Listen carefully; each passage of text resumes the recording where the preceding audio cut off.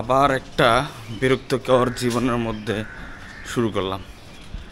আবার সেই যান্ত্রিক জীবন, আবার সেই টক্সিক বস, বিরক্তিকর কলিগ, বিরক্তিকর অফিস, সব মিলে আবার একটা যান্ত্রিক জীবন শুরু করলাম। গেল 8 দিন খুব শান্তিতে ছিলাম, কোনো প্যারা ছিল না, বসের কোনো খারাপ ব্যবহার ছিল না, এবং বিরক্তিকর যে কলিগ বললাম যারা আমার পিছনে আমার বদনাম করে তারা ছিল না। সব মিলে সুন্দর একটা সময় কাটাইছি।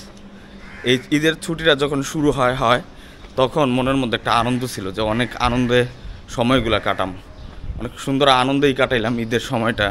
কিন্তু যখনই ছুটিগুলো শেষ হয়ে আইতেছিল, মানে ঈদের ছুটি আছে লাস্টে 2 দিন, ওই 2 দিনে আমার খুব খারাপ লাগতেছিল যে বারবার মনে হইতেছিল যে আবার সেই চিরচেনা খারাপ পরিস্থিতির সম্মুখীন আবার হইতে যাচ্ছে 2 দিন পর থেকে। এই যে দেখেন এখন আপনার প্রায় 7:30 বাজে, তা আমি ঘুম থেকে উঠেই এই যে অফিসের দিকে দৌড় দিতেছি, যাইতেছি, আসমু কখন ঠিক নেই। বসে যখন কাজ শেষ হইব, যখন মন চাইব যে চলে যাক এখন, তখন বাসায় ব্যাক করুন। এই যে একটা বিরক্তিকর জীবন, এটা আসলে ভাল লাগে না।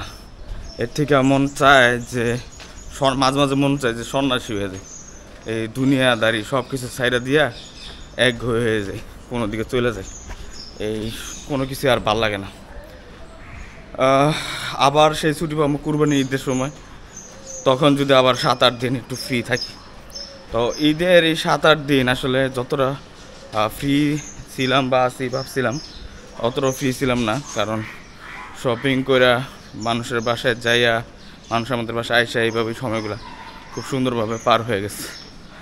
আর একটা জিনিস বলতেছি যে এই যে আবার যান্ত্রিক জীবন শুরু হয়েছে, আবার শেষ কবে হইব তার ঠিক নেই। আবার কবে যে এত বড় লং একটা ছুটি পাবো তারও ঠিক নেই। ঈদ আসলে খালি এই ছুটিগুলো পাই, এছাড়া এরকম ছুটি আর পাই না। তা আমার মতো মনে হয় যে কালকে থেকে পুরো দমে একদম সারা বাংলাদেশে সব ধরনের কার্যক্রম যতগুলো আছে সবগুলো চালু হয়ে যাইব। সবাই তাদের কর্মস্থলে যোগদান করব। এই জিনিসটা আসলে খুব বিরক্তিকর। তো আবার আজকে থেকে অফিসের দিকে যাইতেছি, জানি না কোন পরিবেশ পরিস্থিতির মধ্যে দিয়ে সম্মুখীন হই।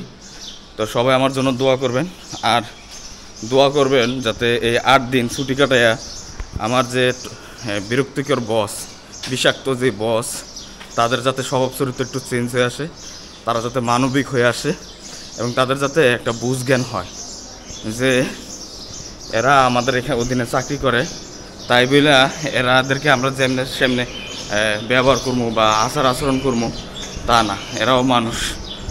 তো সবাই ভালো থাকবেন, সুস্থ থাকবেন, আমার জন্য বেশি বেশি দোয়া করবেন। আসসালামু আলাইকুম।